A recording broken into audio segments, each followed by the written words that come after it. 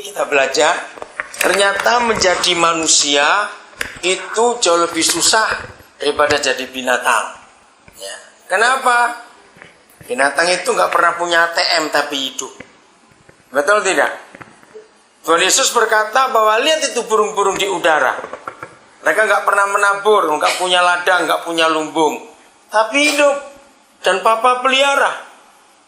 Saudara, binatang itu tidak pernah menyesal. Misalnya gini, kita nggak pernah ketemu ada binatang setelah jalan jauh, ya keliru gitu. Betul tidak? Kita nggak pernah ketemu binatang itu nyesal. Misalnya ada anjing lagi jalan terus mikir, kenapa gue jadi anjing gitu ya? Nggak pernah. Binatang, maka itu kita nggak pernah ketemu ada kera bunuh diri, ada kuda patah hati, ada nggak? Nggak ada. Lu serius itu, saudara? Mereka itu hidupnya santai betul-betul. Nah, secara logika, siapa lebih pintar, manusia atau binatang? Logika ya. Secara logika siapa lebih pintar? Manusia lebih pintar. Karena kita bisa belajar, bisa sekolah, bisa ngitung duit. Mana binatang bisa ngitung duit? Tapi secara fakta, kenapa mereka lebih pintar dari kita? Kita nggak pernah ketemu ada kuda stres misalnya gitu karena ditinggal pacar atau apa, nggak pernah kita melihat itu. Itu heran sekali. Kenapa kita yang harus lebih pintar? Faktanya kita lebih bodoh daripada binatang. Dalam kitab Amsal pasal 31 pun ditulis, pasal 30 maaf. Secara logika, binatang atau kita yang perlu dipimpin? Ayo jawab, secara logika, binatang atau manusia yang perlu dipimpin? Logika ya, bukan faktanya. Secara logika, binatang atau kita yang perlu dipimpin? Binatang dong, harusnya begitu. Karena kita anggap mereka bodoh. Tapi kenyataannya kita nggak pernah ada dunia singa pilih presiden, pilih gubernur, pilih bupati, nggak ada. Kita yang harus milih itu. Nah, itulah faktanya. Nah, dari semua fakta ini kita melihat, saudara, bahwa manusia itu perlu Tuhan. Katakan amin. Ya, manusia itu perlu Tuhan. Karena ternyata kita ini tidak berdaya dalam hidup. Tanpa Tuhan kita nggak bisa apa-apa dalam hidup ini. Manusia itu nggak bisa sombong. Padahal yang sombong juga banyak. Betul? Kenapa kita nggak bisa sombong? Karena binatang itu jauh lebih sehat dari kita. Sungguh kok kita lihat mereka, contoh saja, mereka itu makan apa saja nggak pernah dicuci atau direbus, tapi nggak ada yang mencret. Kita ini makan, dicuci, direbus, mencret juga. Betul? Nah, siapa lebih sehat? Binatang lebih sehat daripada kita. Kita lihat fakta itu. Apa saja yang kita lihat, ternyata mereka lebih hebat dari kita. Kucing itu berbulu, nggak mandi, nggak bau. Betul? Kita ini nggak berbulu, mandi pakai parfum, bau juga. Nah, jadi mereka itu lebih hebat dari kita. Ya, maka itu kalau ketemu orang sombong, tertawakan, bau aja sombong gitu. Amin. Kita mau punya duit berapa aja, apa yang kita mau sombongkan dalam hidup itu? Karena binatang lebih hebat daripada kita. Maka itu betapa celakanya kita manusia kalau kita tidak merasa membutuhkan Tuhan dalam hidup ini. Enggak ada satupun yang kita bisa pertahankan dalam hidup, tidak ada. Kekuatan kita, apa saja yang kita andalkan, apanya? Begitu penyakit masuk dalam tubuh kita, kita nggak bisa buat apa-apa. Kita kalah dengan yang namanya virus. Kecil, mata aja kita nggak, dengan mata kita nggak bisa lihat itu. Tapi begitu dia masuk dalam tubuh kita, apa yang kita mau buat dengan barang kecil itu tadi? Celaka sekali kita ini. Maka itu dalam hidup ini kita sangat memerlukan Tuhan. Amin. Tolong baca satu ayat, Yohanes 15 ayat yang kelima. Silakan dibaca salah seorang.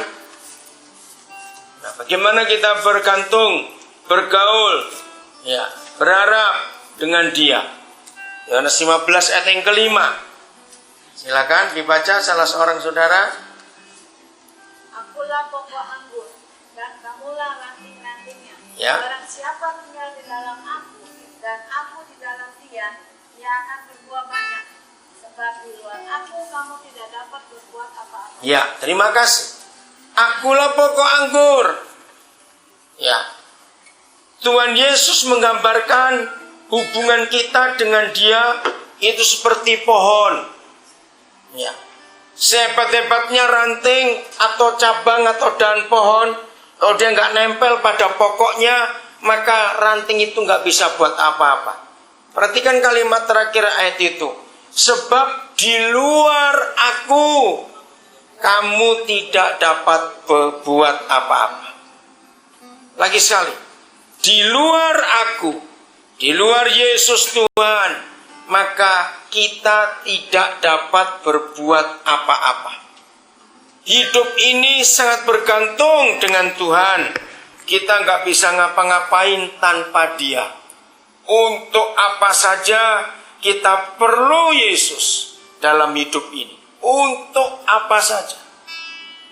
Tanpa Dia kita nggak akan sanggup melakukan dalam semua kesulitan yang ada. Yesaya 53 ayat yang ke-6. Nah, ini contoh atau akibat kalau seseorang itu meninggalkan Tuhan. Ya, ngeri sekali.